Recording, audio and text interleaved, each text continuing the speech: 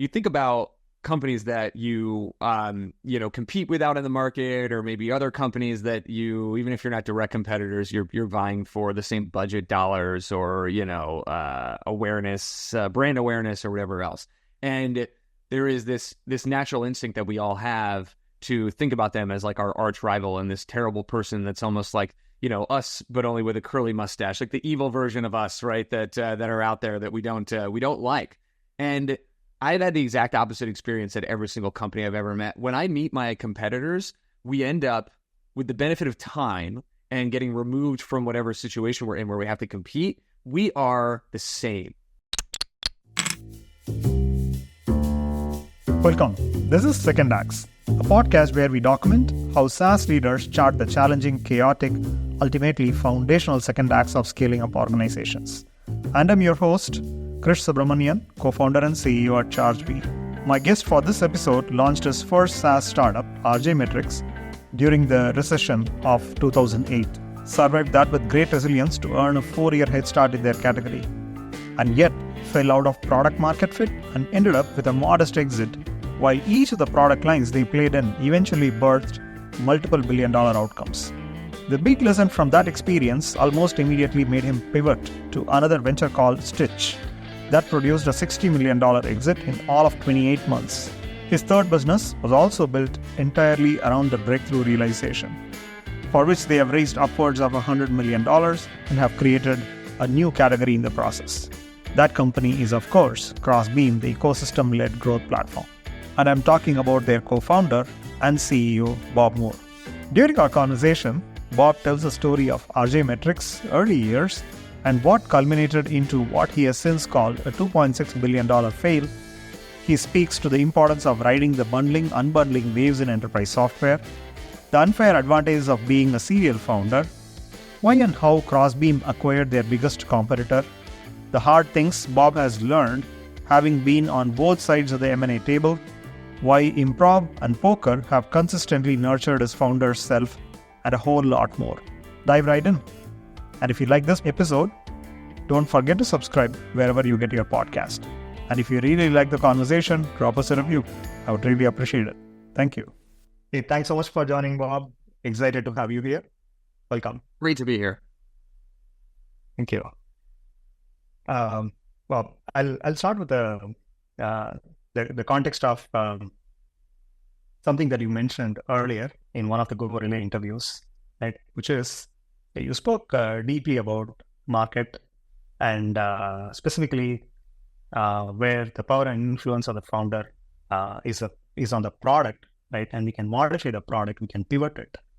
And the market is something that continues to evolve, right? It's one of those underappreciated areas. And I would like to start with hearing more about this particular area, right? So one of the core takeaways from the journey of RJMetrics, your journey with RJMetrics, was that a business can easily fall out of even the first product market fit, despite you choosing to double down on what's working.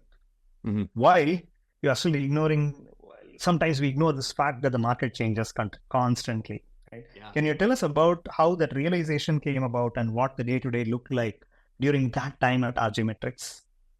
Yeah, sure. I think when you're a first-time founder, you end up learning about a lot of these concepts, and they're kind of taught to you as absolutes because it's really the only way to consume that much information that rapidly. And one of the tried and true absolutes is this idea of product market fit, and how in the early days of starting a company, you're on this epic journey for product market fit. And it almost is looked at as like this milestone where there's the time before you found it, and then it happens, and then there's the time after you found it, and then you have it, right? And you go and get to focus on all the optimizations and operationalizations and actually building and scaling the business. And, people talk about product market fit, therefore, there's obviously two components. There's your product and there's the market. And people talk about it in startup land as though the market is this one fixed post that is there. It's almost like a telephone pole sitting in the ground, right? The market is what the market is. And then you, as the agile founder, is basically building and then iterating on and pivoting and modifying and enhancing your product in an attempt to line up with that market. It's like you're shooting arrows at that telephone pole, and every time you shoot another arrow, you get to adjust it by a few degrees or change the angle. But the experience I had at RJMetrics was kind of fascinating because two things happened that taught me a really important lesson about how whether your arrows are moving or not, the telephone pole is also moving. And this happened to our benefit in the early days where we had a lot of conviction going into that business that the future was the cloud and that analytics was going to be done through SaaS platforms and that you could actually use the internet as a mechanism for transferring large amounts of data, and that data could be stored in the cloud and then be analyzed, right? And that sounds like so incredibly obvious, it's not even worth saying out loud these days. But back in 2008, when we started RJ, the alternative was on-premise data storage and data warehousing and analytics tools and things like that. So the idea behind RJ was that we were going to do all that in the cloud, and it was, fairly novel at the time. And frankly, we were early to the market. It took us, I think, 2.5 years, maybe more, to get to our first 1 million of ARR. We bootstrapped that business. We didn't raise, it was during the great financial crisis, the mortgage-backed security crisis. So there was no venture capital to be raised. Even if there was, we might not have been able to raise it as first-time founders, kind of figuring it out in real time. But we kind of blindly pushed forward with this idea that we were going to build the most awesome cloud-based analytics platform. And even despite kind of slow linear growth in those early years, we just didn't quit. And what happened by about 2011 was the market moved into where our arrows were shooting. Like, we didn't do the thing like pivot the business aggressively or go focus on something else. We stayed true to this North Star, and we had been early to a market that was in the process of evolving and kind of going into this future state. And in 2011, something magical just clicked. And all of a sudden we went from, adding a couple $100K of ARR a year to several million of ARR a year, right? And the growth curve just bent in a really big way, but the same product being sold largely into the same market with the same vision behind it. And as much as I would like to say we figured something out or we were absolutely brilliant in some, marketing strategy or something else, what really happened is that a large critical mass of companies came into existence that had a thesis that they wanted to operate in this way. And it lined up extremely well with what we had just spent 3 years building. We had a 3-year head start on the next best innovator because we stuck it out. And that, that's the positive side of the coin of, like, in product market fit, the market moves too.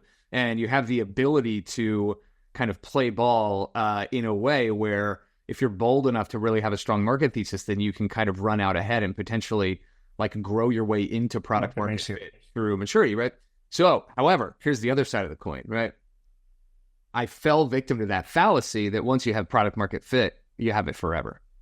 And what I think was flawed about our vision that people would want to do analytics in the cloud or whatever was that we didn't think past that about if this is true, what else is true? And if this is true, what else is true? And where the market goes from there. And we thought, okay, well... Is it the same segment that you were selling into? Primarily e-commerce companies the entire way through. And we had some SaaS companies, we had some gaming companies, but pretty much anybody who sells anything on the internet was like the same. Small e-commerce or big e-commerce? I'm sorry? Small e-commerce or big e-commerce companies? It was small to mid-market. It wasn't like Amazon.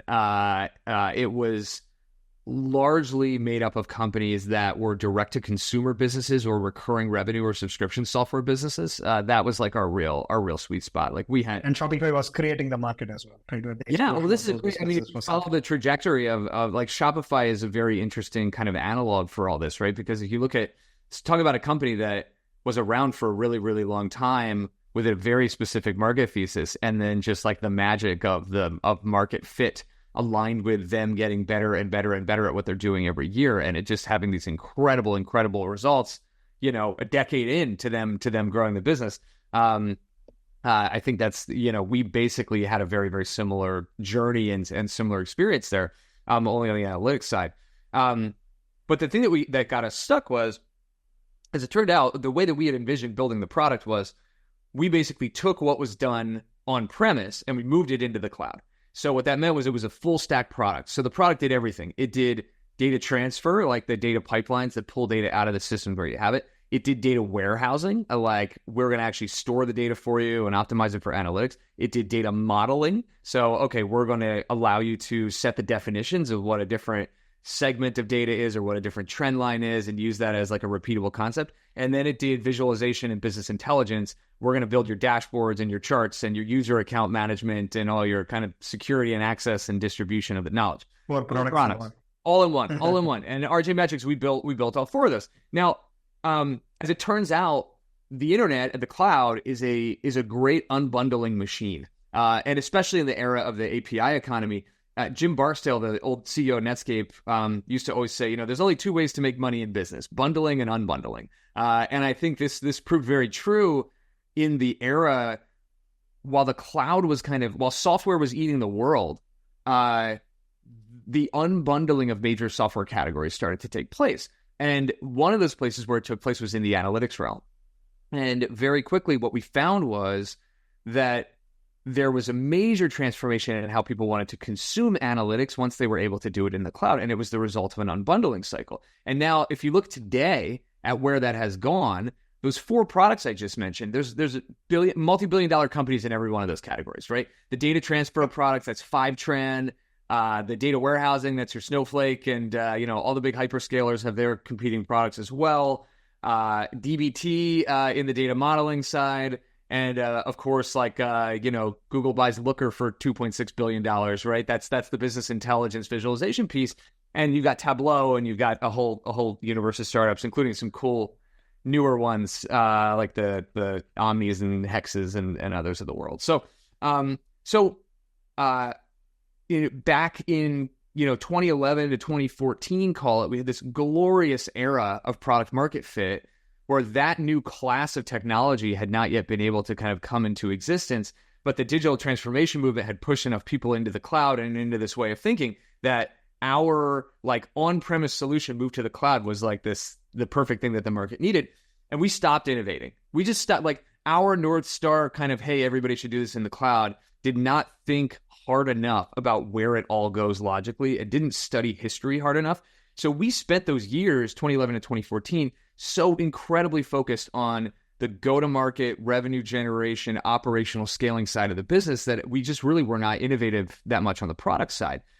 Interestingly, we did have a bunch of internal tools that got built at RJMetrics that did fall into that. But in executing and operating the company, we were not aggressive enough about pivoting our way into those tools. And I'll give you two examples of things that got built inside of RJMetrics, or at least the early versions. One is Stitch Data, which became our next company ultimately. That was a spin out. That was a direct competitor to Fivetran, early player in the ETL market. Still they're owned by Click now.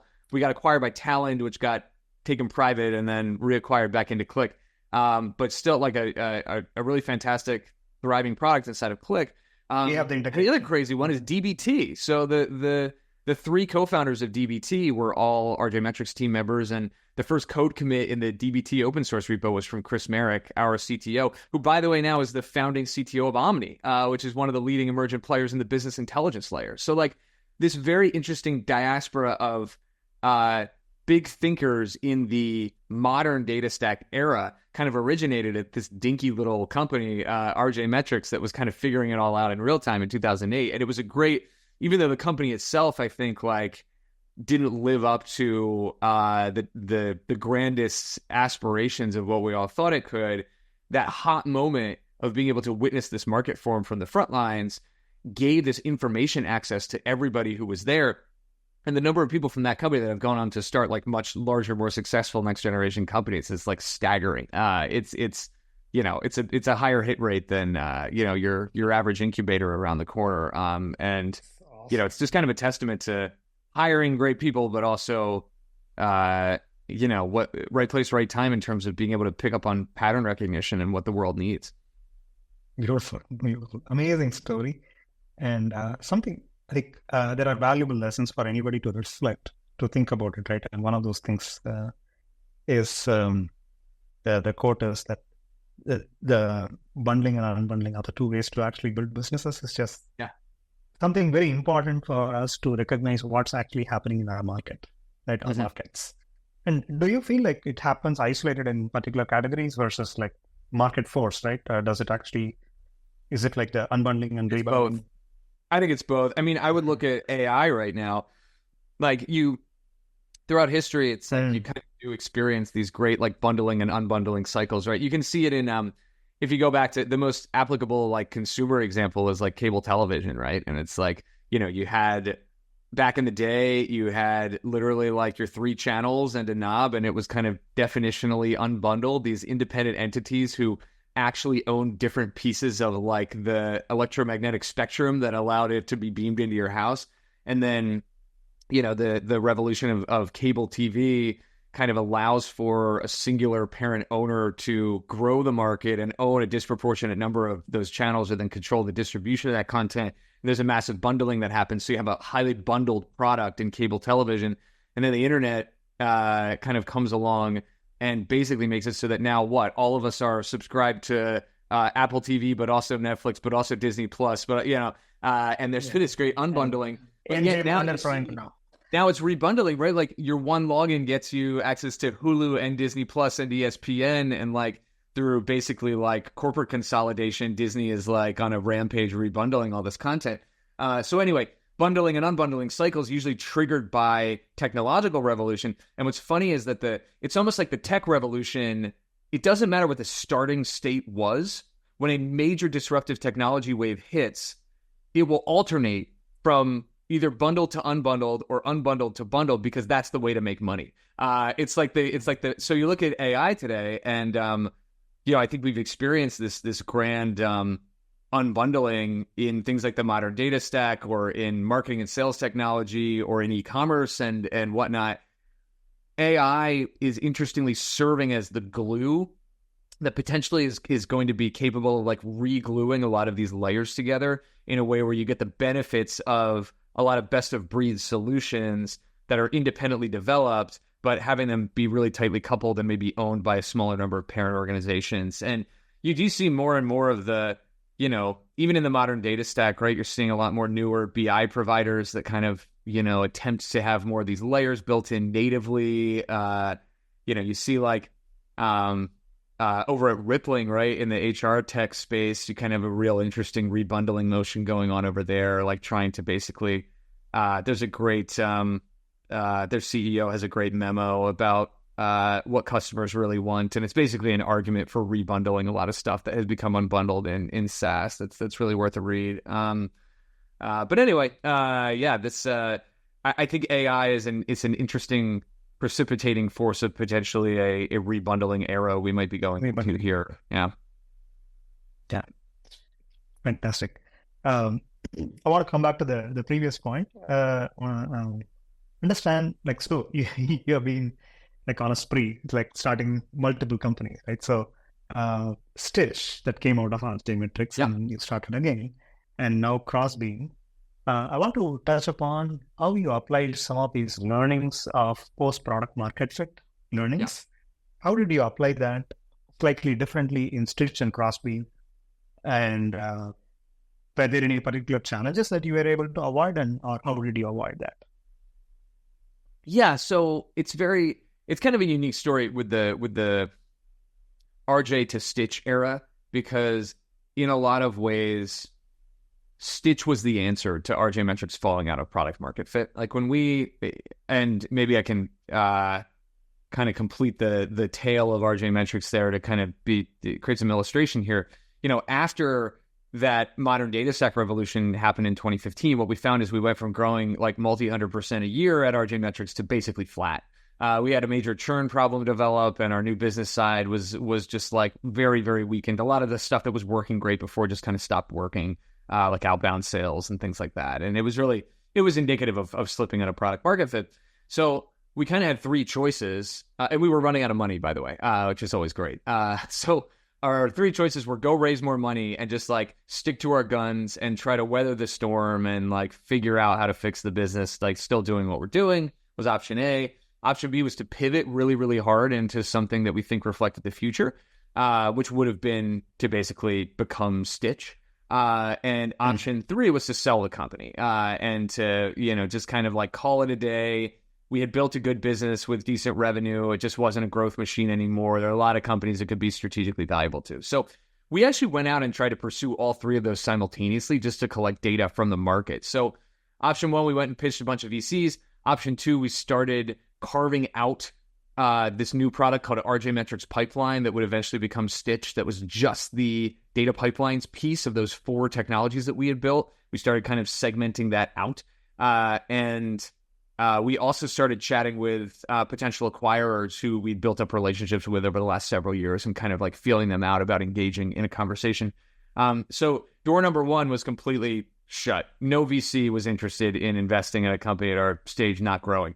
Door number 2 was very fun and exciting. And a lot of those businesses that were churning before now churned off of the main product and moved on to the RJMetrics Pipeline product. Because traditionally they were churning to Looker or other players in the modern data stack. They still needed something at the pipeline level. So we were able to do a lot of churn saves and also a lot of new business that came in that we normally wouldn't have been able to win the deal. We were able to win a Stitch deal with them. And it was slow at first, but it was very, very clearly like picking up major momentum really quickly. And it was kind of fascinating.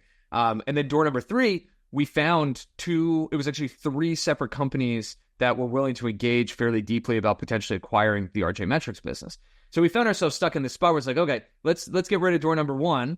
So the question is, we have this thing that's potentially really interesting, but it's small, relative to our scale and the capital we raised and everything. But it feels like we have a little something here. And then we also have people coming, kind of knocking on the door, willing to kind of like take us out. And we had to make this really hard decision. Like, do we want to like take the bird in the hand and like, put a couple of points on the board with a modest sale of the company, or do we want to like risk it all? And what we decided to do was both. And what we did is we went to one of those potential acquirers we were chatting with, a company called Magento. It's an e-commerce platform that had just spun out of eBay and would soon be acquired by Adobe. And we said, hey, we're interested in this deal. We don't necessarily love the price. However, we'd like to propose something somewhat novel, which is that we go through the acquisition and you acquire the business and the majority of the employees and the customers, et cetera. But we get to keep the intellectual property behind this RJMetrics Pipeline product, which, by the way, you guys don't care about at all. Like, what you guys really want is the analytics layer, and you want to embed that in your stuff. You don't care about data infrastructure. And we, it was a complicated legal agreement, but we figured it out. We got it done. And we were basically able to carve out RJMetrics Pipeline and spit it out into its own company. And we sold the RJMetrics brand and name and everything. So we had to rename RJMetrics Pipeline, and that's where the name Stitch came from. And Stitch Data was born. Brilliant.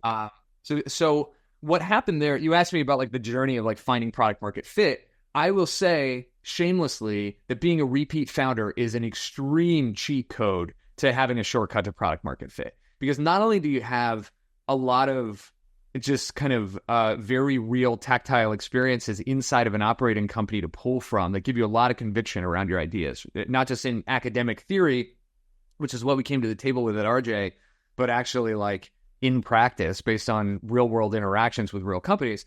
You get that head start, but then you also have relationships, and you have phone calls that you can make where you can get the CEO of, we had, I don't know, upwards of 1,000 customers or something at RJ when we sold it.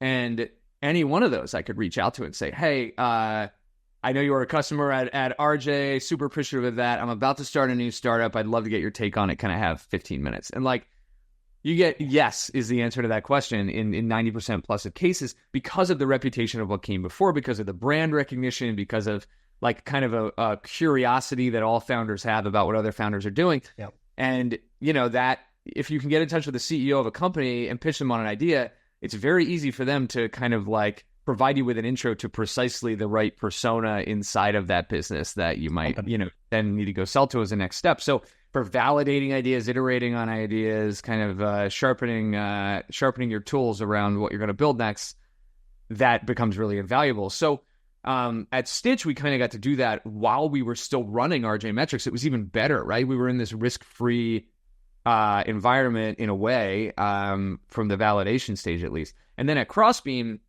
it was a clean start. We sold Stitch and it was like a full on acquisition, and like, basically got to wake up with a clean sheet of paper one day after that deal was all done.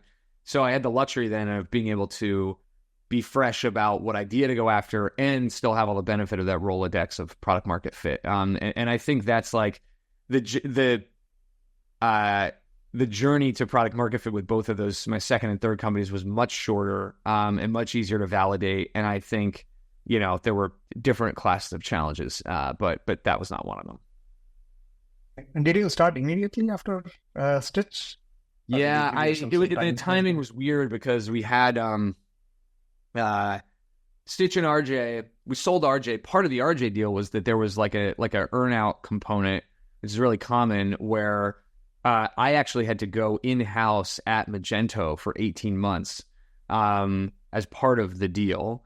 And Jake, my co-founder from RJMetrics, we were able to get him like freed of that so that he could run Stitch. So I became executive chair of Stitch for that time period, and Jake was CEO. But we were operating on two different floors in the same building.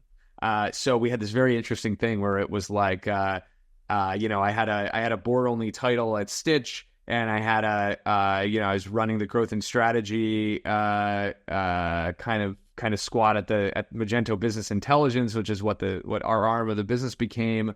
But there was this constant kind of like duality of what was going on there. So Jake, I'm eternally grateful for Jake, who just killed it as CEO of Stitch in a lot of great ways, and really was at the helm of that ship. And we ended up all within a couple of months of each other. The earnout time wrapped up. We hit the 18 months there. Magento got acquired by Adobe, which was kind of like a second hit in the like chain of outcomes there. And we started fielding the term sheets from Talon to sell Stitch. This all happened in like the same 6-month time period. Oh, wow. And there was a fourth thing that happened there, which is Jake was doing great as CEO of Stitch, and I don't think anybody wanted to like have me come in and try to like take that seat. Like it was going really well, and I kind of had to make this choice as to whether to like go in to like a full-time operating role inside of Stitch or like go on to my next thing. And while I was debating that, I was exploring these like next thing ideas, and I actually created a C Corp and an entity just to like house a lot of this like work. But I was also working effectively full-time at Stitch as like a head of growth there. And then the term sheet conversation got started, and I said, oh, wow, Stitch is like, I think we're wrapping up at Stitch. So I went full speed into Crossbeam, but Stitch had not been sold yet. So there was actually an overlap.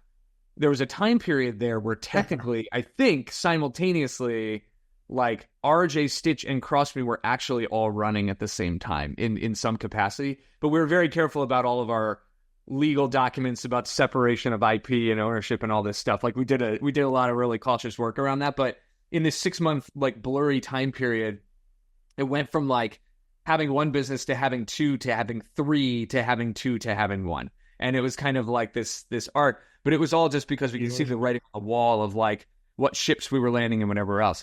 Now, do I wish I had taken some time off?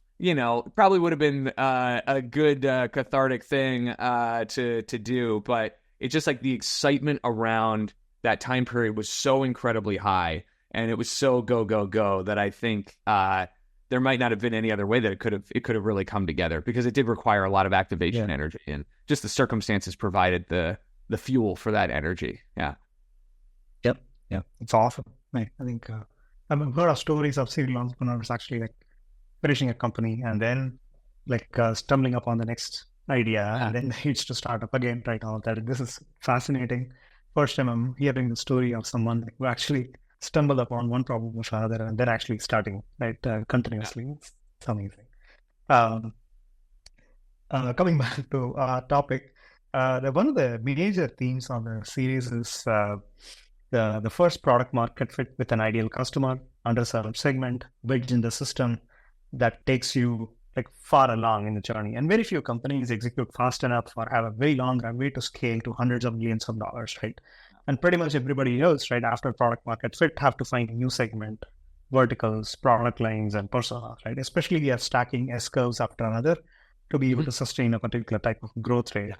And this comes back to the Crossbeam related question, which is how can a deeper understanding of ecosystems that one operates in have an impact on how well that stacking up takes place?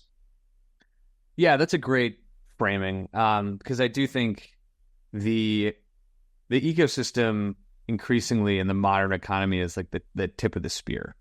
And it is this very interesting layer of your relationship graph that has a lot of kind of not just unique and valuable knowledge embedded in it, but also proprietary knowledge.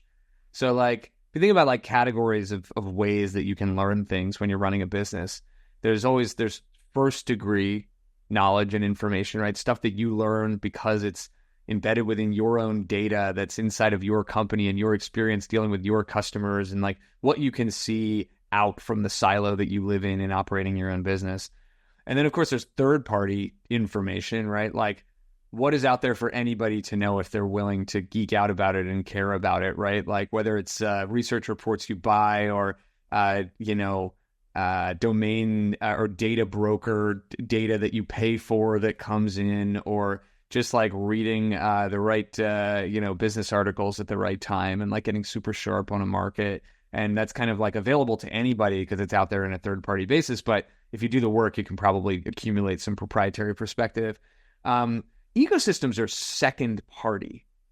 And not a lot of people think about or tap into second party, but it's very, very elegant and beautiful because it's got the advantage of the breadth of third party data and the kind of neutral perspective of third party data because it's not skewed by any kind of like confirmation bias or internal ways in which you look at the world at your own company. But it also has the proprietary benefit of first party data because not anybody in the world can just go tap into your specific universe of the exact companies that you partner with and the knowledge that they have. So the question is like, if you are looking to innovate, build new ideas, validate new ideas, enhance what you're already doing, the reality is you should use first, second, and third party data. But most companies historically have only used first and third.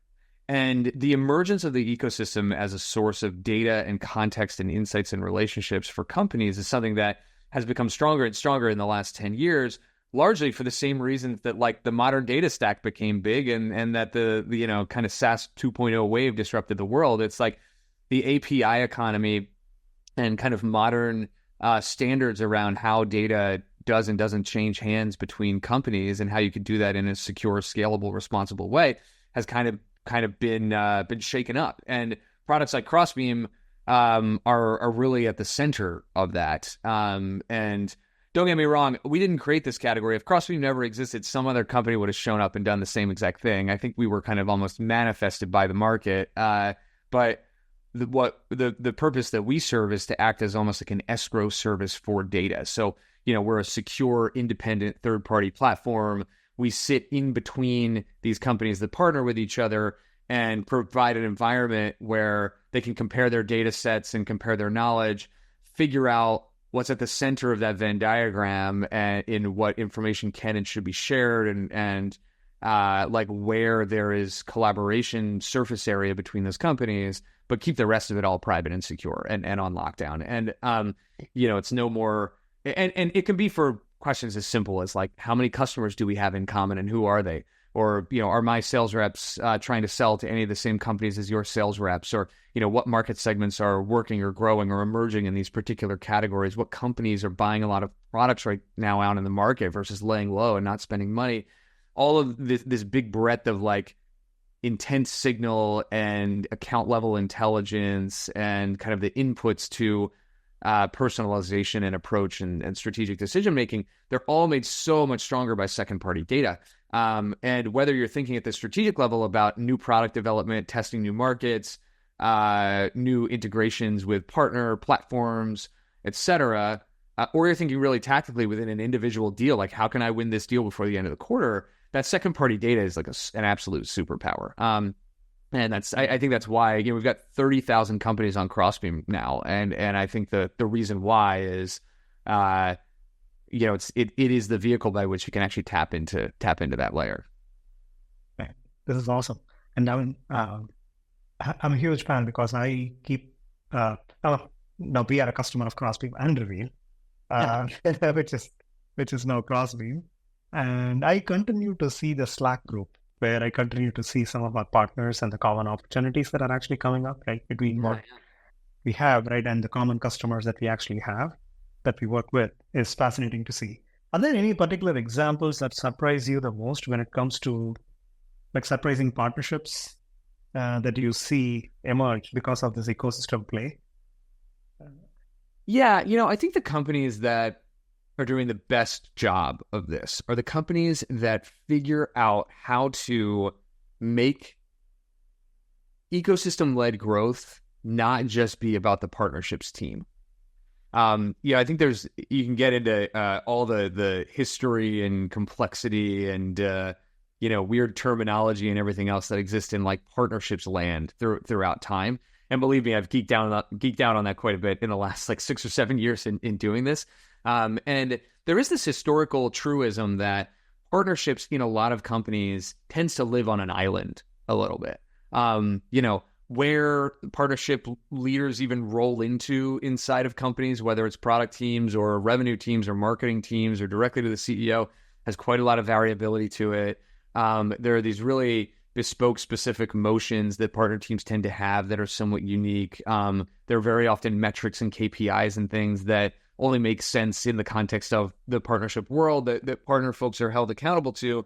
And when we came out with Crossbeam, I think one of the things we found was there were a lot of partnership teams that adopted the technology and got a lot of value out of it directly. But because they lived on that island, they didn't have the muscle to operationalize the data and relationships that come out of that ecosystem in a way that could actually leave partnerships island, right? But some companies were incredible at it. And the difference there very often had to do with how much work they had done before Crossbeam even showed up about making partnerships a key part of how they go to market and sell. And then Crossbeam just became this incredible force multiplier and source of data for scaling that.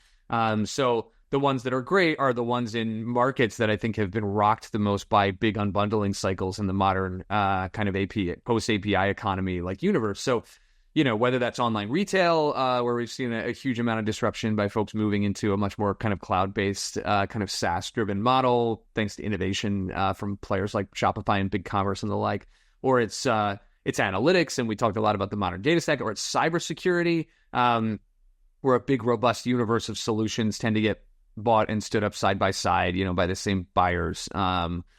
These are all areas where there are these real incredible lighthouse accounts for us because they know how to wield the power of the ecosystem, not just to pick better partners and to build better products, but to actually arm their go-to-market teams with better knowledge that changes the jobs to be done inside of those teams and the way that work gets done day to day. The companies that are doing this the best are the ones where every single sales rep has access to the Crossbeam Copilot sitting right inside of their CRM instance. And it is answering questions for them routinely about what's the ecosystem play here. And like, not just what do I know because it's in my CRM, but kind of using Crossbeam as a little peephole to look through to say, what do all of my partners also know about this company that they're willing to tell me? And how does that complete the picture for me about how viable a prospect this is, what kind of messaging they might be responsible to, what configuration of tools is going to be important, what to show on the demo, what language to bring. It's all kind of rooted in this question of how do my buyers want to buy? And is that influenced by what tools and solutions they already have and what other technology they're looking at? And by and large, that answer is almost always yes in the modern economy. Right. And it's a beautiful way to completely reimagine customer acquisition, right, with a lot more intel rather than starting from, like, especially when your customer acquisition cost is going through the roof and then even like reaching customers is getting harder and harder through the traditional channels. Like, this is one of those that's underexploited ones, which gives you rich intelligence about the behaviors of how the customers like to buy and what else do they buy, and that's fantastic. Yeah, it is. It's a whole new vein of information that the ones that are using it well are really standing out. Yeah. Right. As you are explaining it, I'm just reflecting on our own journey to say, okay, we want more, right? And how do we apply that to ourselves a lot more than how we are doing it, right? Is a thought that's running in my mind. I love Fantastic. it. Yeah. So I want to read a quote to give you a break for also, right? For a few seconds. This is a fascinating quote that I found out before I ask you the next question, which is related to access to capital and how you think about markets. Right? Great. So there are two particular quotes that stood out for us. One is said, I don't want to undersell what I talked about before, which is the activation energy required to bring something to like this to life. That requires both of us to raise these. Like this could have never happened in a world where the pandemic did not happen. And you are referring to Crossbeam-Reveal. Right? This merger is a pandemic merger that sent interest rates to zero. Two companies that had no business raising an aggregate of 100 million in capital raised it within a 6-month time period. I would have to be so incredibly intellectually dishonest to put it any other way, right? Is how you put it.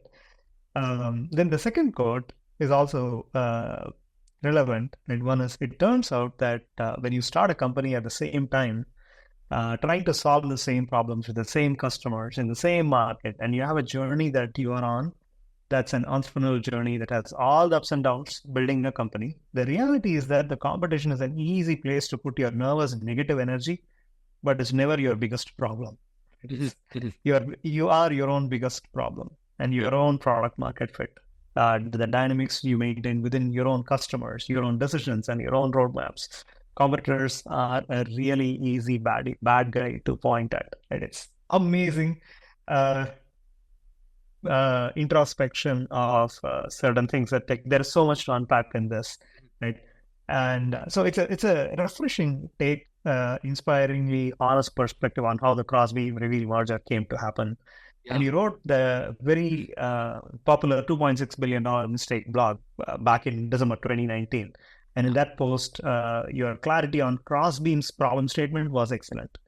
And why do you still feel VCs wouldn't have seen that potential if it was not for the pandemic-fueled highs of the market? And I'll stack up one more question, right? Other from access to capital, what helped you navigate the market lows that you have managed to navigate, especially in the past couple of years, right? You've been through a couple of tech downturns and challenges, and you have scaled through it. Would love to hear some of your learnings through the lens of capital raising and navigating tech downturns.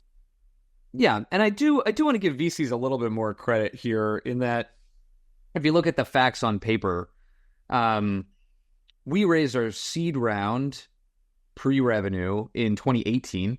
Basically on a PowerPoint deck. We raised our Series A round also pre-revenue in 2019. So we had gotten through C and Series A before the pandemic hit. And it was the B and the C that happened during kind of the pandemic era as interest rates were coming down. And honestly, credit to Logan Bartlett at Redpoint, who led our Series B in 2020. I think it was early enough in the pandemic that it was not entirely evident that it was going to be like, free money town for the 18 months that followed. I think that even was still very much a bet on vision and team and the progress we've made at that point. Although we were post revenue at that point.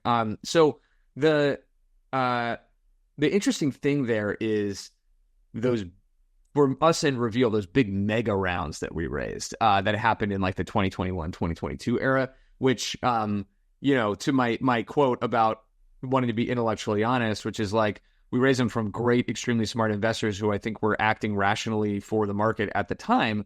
But I don't think anybody would disagree that the companies were overvalued and we really did not need to raise that capital in that moment. But we all got kind of like swept up in the era of kind of what was possible. And from a founder standpoint, no regrets on raising those rounds because we were able to basically be very cautious and conservative about how we've consumed that capital, right? So like we still, especially now that we've combined with Reveal, I mean, we have more money on our balance sheet right now than, was the size of Reveal's mega round, right? Like it's almost as though we've made that money that was designed to last 18 to 24 months, like last what will end up being 10 years or something by the time it's all depleted. And we were able to acquire that capital relatively inexpensively from a dilution standpoint, However, you just know that you're signing up for something really, really big, right? Like it does take a lot of middle of the road outcomes off the table just because of the liquidation preference that comes with raising that money, right? So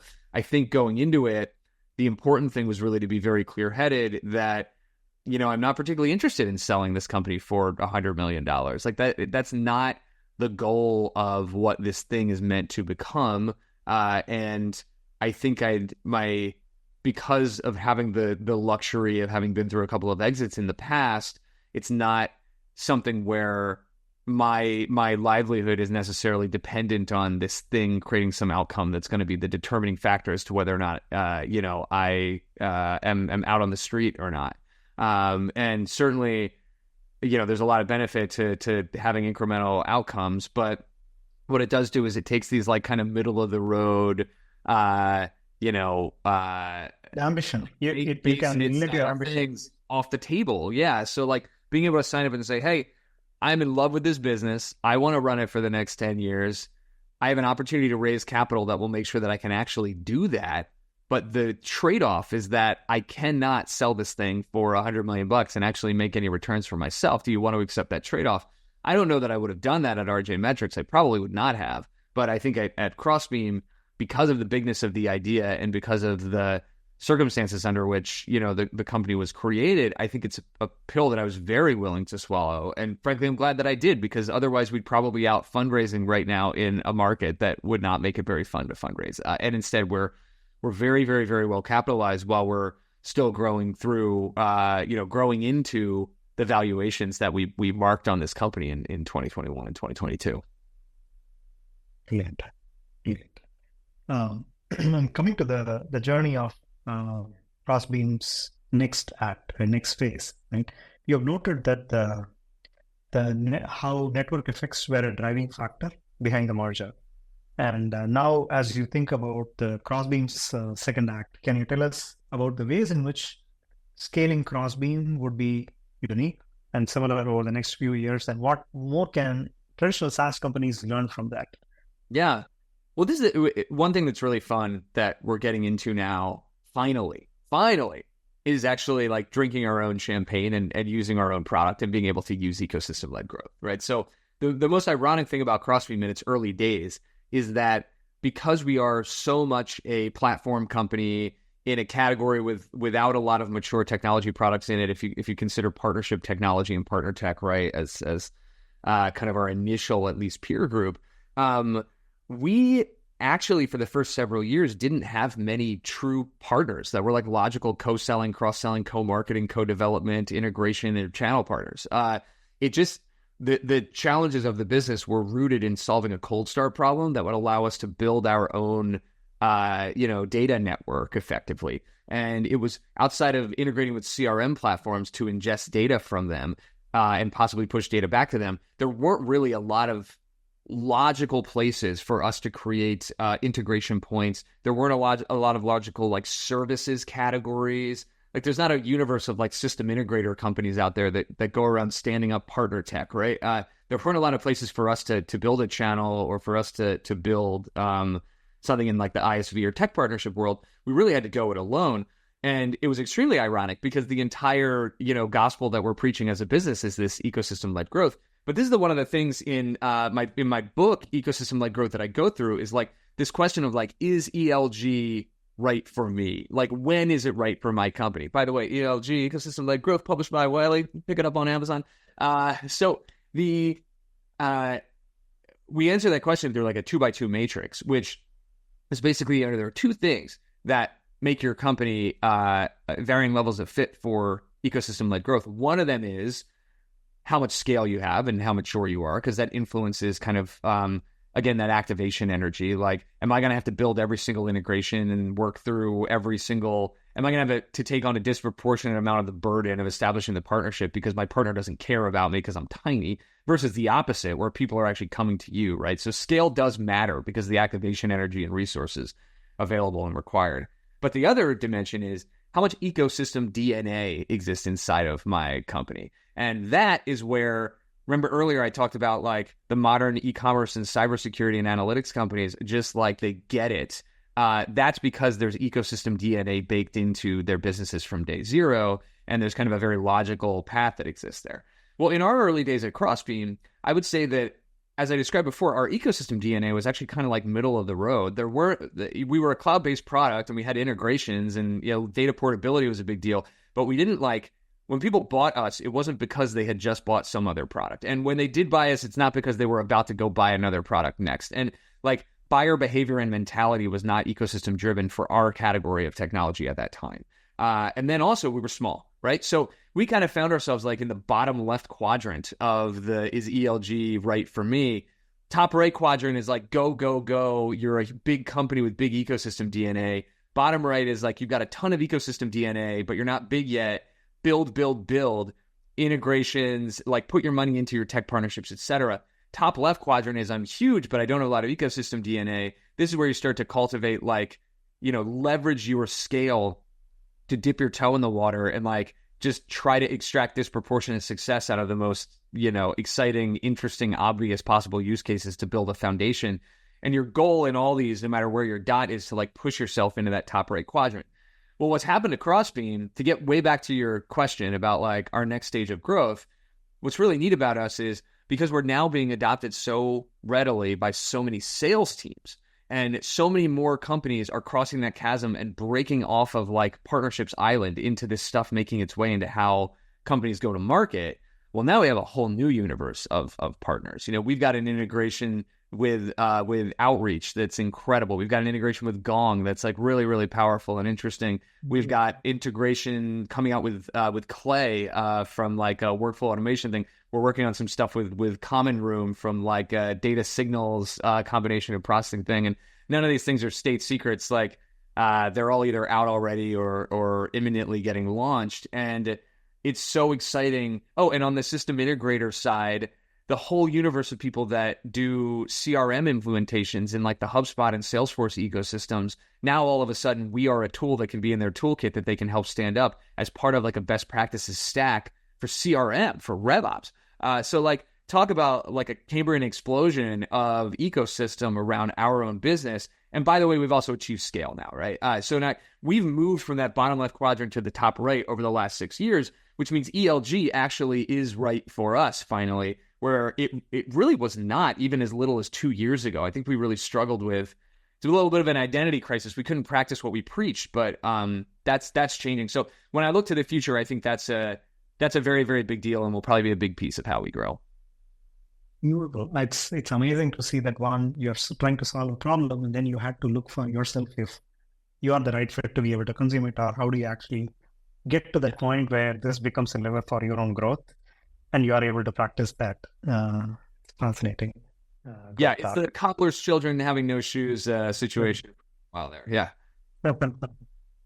And I think the number of companies that you're mentioning, I think would love to reach out and learn how we should be leveraging some of those, right? Because I think you probably leverage a few of those tactics, but the ones that you are talking about, I think that looks like it requires reimagination, right? Where it goes beyond the partnership island, where everybody who uses some of these tools can actually say, okay, now how can I contribute to bringing more into our top of the funnel and not get restricted to some of the old tactics. Yeah, and it's there's so much. I'm not to go down a rabbit hole, but there is so much there to how good this is for partnership teams. You can look at it both ways, right? In one look, it's almost like we're cutting partner teams out of the loop because you can directly enable and empower sellers and RevOps teams and marketers and everybody else on the go-to-market side with this really rich vein of data. And partner teams care a lot about attribution and being able to make sure that they've made an impact on the business, et cetera. But these are two thoughts you can hold in your head at the same time, right? It's it's changing the work of the partnerships teams from being something where it is this very manual, middleman style. The only way to get value is for me to make an intro, basically. From a gatekeeper, right? They become like a power center to provide governance, imagination to everybody to be the contributors to this. That's right. They build and maintain the power that the company can have, which is their ecosystem, and they become this incredible force multiplier and owner of this really, really remarkable scalable asset. It's almost like a ops layer, right? That's extremely, extremely profoundly powerful, but it takes a different shape than the old stereotype of hugs and chugs, right? Like people going around to conferences and high-fiving. And the old school whining and dining to selling, right? Yeah, exactly. That's something similar. No more emailing spreadsheets around. Yeah. Awesome. One quick question on the M&A front, right? You've been on the both sides of the M&A table. And we did 3 acquisitions very naively almost at the same time within a quarter. And I wish I had known a bunch of things that I know now. So what do you feel about, what do you feel often goes wrong post-acquisition?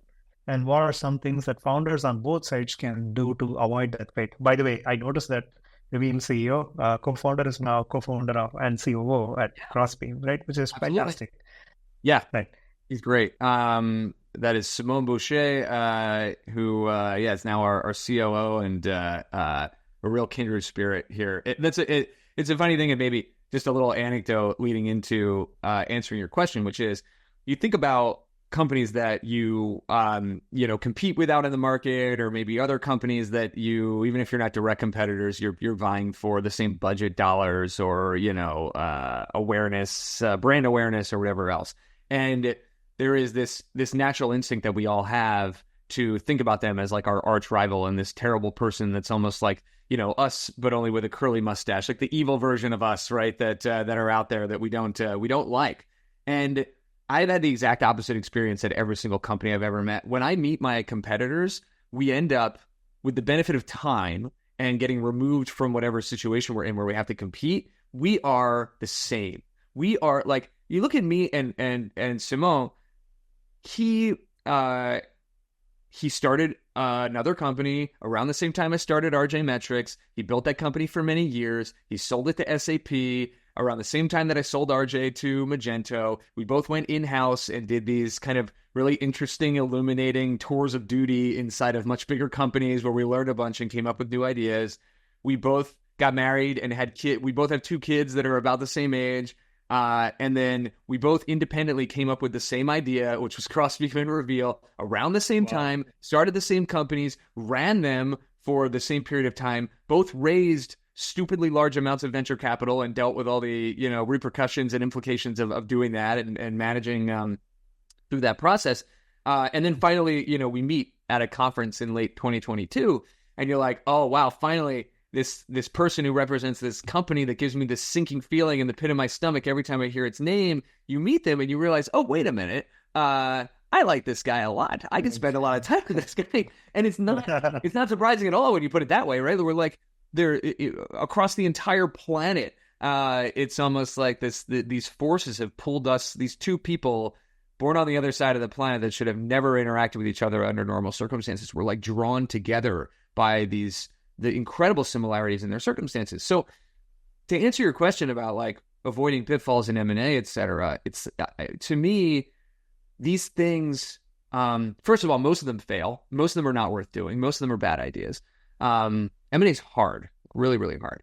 But I think what you need to do is come up with a set of core values that you are aligned on for the deal itself, but then also for the combined company kind of, post M&A. And even if it's that you are a much bigger company acquiring a really small startup and you're just bringing a couple of the founders on, don't delay the conversation about what the core values of your company are and what you stand for and like how it is that you go through the process of making decisions and building things, et cetera. Because M&A is inherently rife with conflict, and that conflict is made worse by miscommunication, misaligned expectations, and frankly by egos as well. And I don't think that I would ever do an M&A deal on the buy side or the sell side with someone who I don't think is capable of a certain amount of like intellectual honesty and like rational decision making.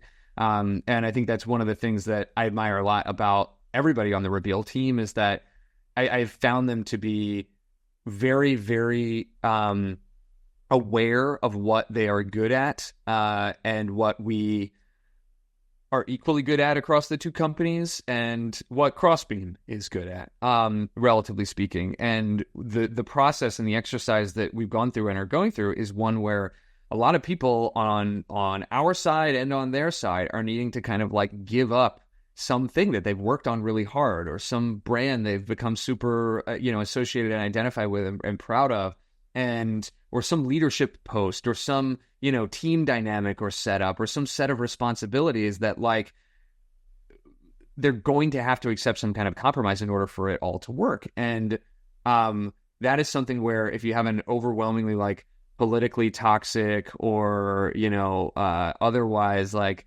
not quite ready to absorb shock style organization, it is going to crash and burn in one of these M&A situations. And right. It's much important to remove any ambiguity related to these things right upfront. Yeah. So that there are no mismatched expectations.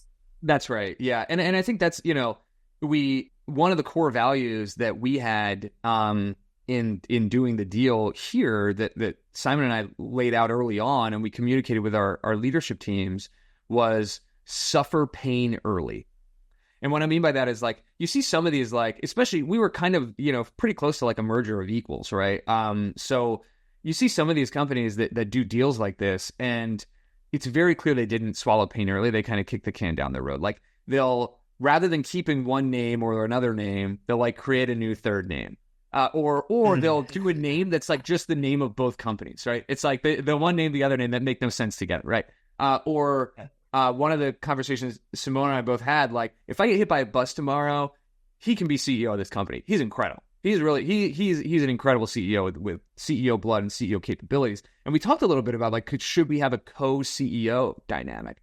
And the answer was no, obviously not. The only time I've ever seen those, like, in practice, it's either been where someone is about to retire and it's like a coaching up, like gracefully creating a transition so that a new person can move in, or there's some very, very different, distinct, totally different lines of business, right, that are like run separately by separate CEOs that are effectively like more like GMs for these different businesses. And like we are specifically bringing together two companies to unify a singular product and a singular network under a singular brand. And like any of these things, these compromises, the like joint naming or the co-CEO thing, like would have just gotten in the way of that and created confusion internally and externally. And like, but that's painful. Like that requires some really, really hard stuff.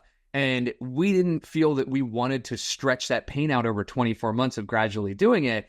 It's like, if we're going to do this deal, let's be honest about what it is that we're both signing up for in doing this. And let's talk about what the rational thing to do will be here in terms of configuring this. And like, there were a lot of, there's a lot of ways in which like leaders from Reveal have come in and like, taken over pieces of our organization in really big, important ways. And like, there's been kind of sacrifices on both sides. And over time, the idea of both sides just kind of fades. And it's like, because of making all these painful decisions up front, much more rapidly, we all feel like we're under one umbrella and we're making every decision as a team about the future combined business. And that is so, so, so critical, especially in one of these more like size merger situations. Because otherwise you're just fighting an uphill battle. And these things are set up to fail to begin with, even without all those politics getting in the way.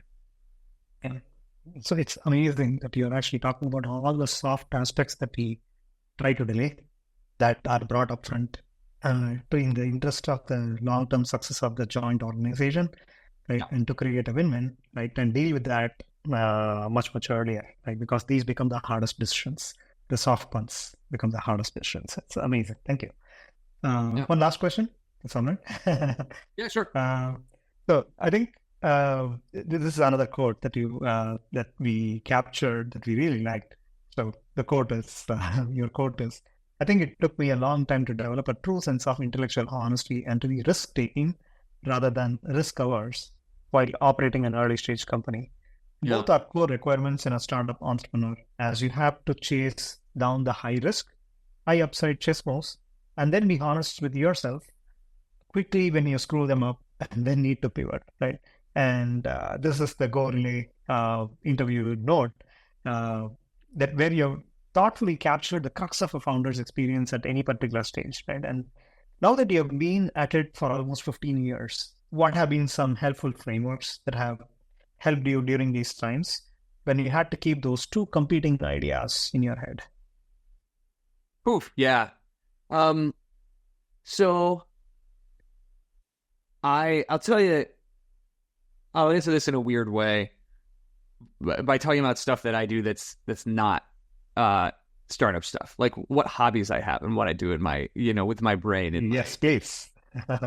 because I think that actually is part of the answer to the question, which is like the best way to be able to take a step back and try to look rationally at like the portfolio of decisions that you have is to get yourself out of it on some kind of regular basis and be able to kind of provide like a outsider's lens to it. When you're, disconnected a little bit from like the passion of the moment, you can exercise those muscles more. And interestingly, some of the stuff I do outside of work, I think also helps build those muscles in weird ways. So, I'll give you two examples of things that I do. One of them is I'm a poker player. I'm not necessarily good at it, but in college I fell in love with Texas Hold'em poker, and every chance I get, every tech conference I go to in Vegas, like you'll find me sneaking off to the poker room, after the last event winds down. And it is a game that is so incredibly humbling because there is an ultimate truth at the end of the day. But at any given time, you are just completely surrounded with ambiguity and people who are competing against you. And like you have your own cards and you are aware of what they are. You're just not aware of what they are in the context of a thing that you're at least partially blind to, right? And it's actually a pretty good metaphor for making this portfolio of decisions, because in poker, like sometimes you need to bluff, and sometimes bluffing is the worst thing that you could possibly do. And sometimes you have the cards, and sometimes you don't have the cards. And sometimes you don't have the cards, but you think you do, and vice versa. So like all these situations do come up in business, and I think like, it really hurts to get something like that wrong in the course of building and running a company. But if you can play, a couple thousand hands of poker and lose a bunch and win a bunch and walk away with this very like, you almost feel like you've exercised the feeling of dread and the feeling of excitement and like got all of those like chemicals flowing right in the right way.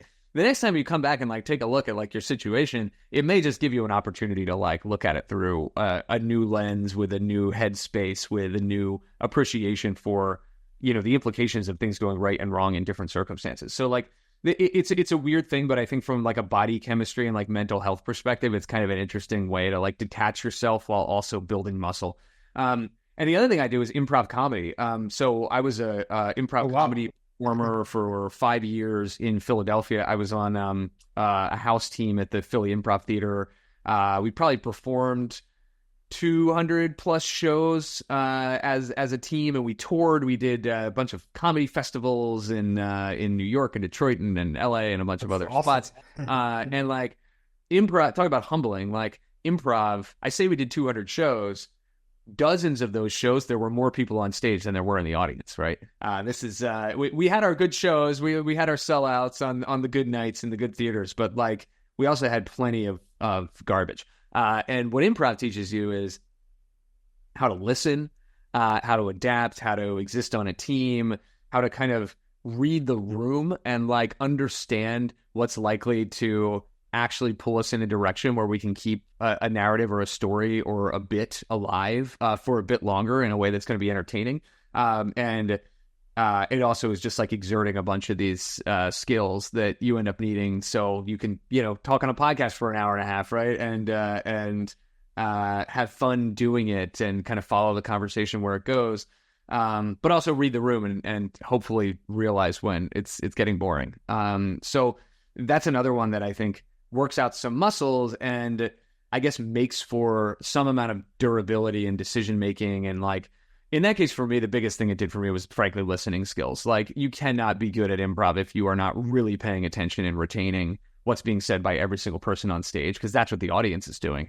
And if you're not operating within that construct, and because there's no rehearsal and you're making it up as you go along, there's no prep you can possibly do except to listen and know how to listen and develop those listening skills and think on your feet around it. So yeah, those two, like poker and improv, are kind of like a nice little 1-2 punch, I think, that keep me on my toes, even when I'm out of the office, but also really make me feel like I'm not at work when I'm doing them. Like the last thing I'm thinking about is work when I'm in. And do you still do improv? Yeah. What's that? No, am I still doing improv? Yeah. So A lot less than I would like. So the pandemic had a really terrible impact on the improv communities in a lot of cities in America because, like, it's maybe the worst. The highly infectious viral pandemic might be the worst thing for in-person improv. And improv is one thing you cannot do on Zoom and have it be good. I've done some Zoom improv shows and they are sad. So I do. I try to take classes when like a really good improv performer like comes through town and there are classes offered by them at like my local improv theater. And I will occasionally be like a guest on like a theme show that exists at some of the theaters in town. But I probably only do it 4 or 5 times. I've got a 3-year-old and a 5-year-old. So like, at some point they will age up to a point where I can actually like leave the house at night occasionally. And I may get back into like doing something, but I'm not. That season of my life, I think, is kind of out of fashion right now. Thank you for that, Ned. And then the connections are just amazing, and as learning spot founders, when I think about it, I even forgot the question that I asked, and then we went off on a tangent. How it actually the dots connect. It's just beautiful. Thank you, and thank you so much for taking the time. I don't want to take up any more of your time, but it was amazing conversation. Thank you so much, Bob, and good luck.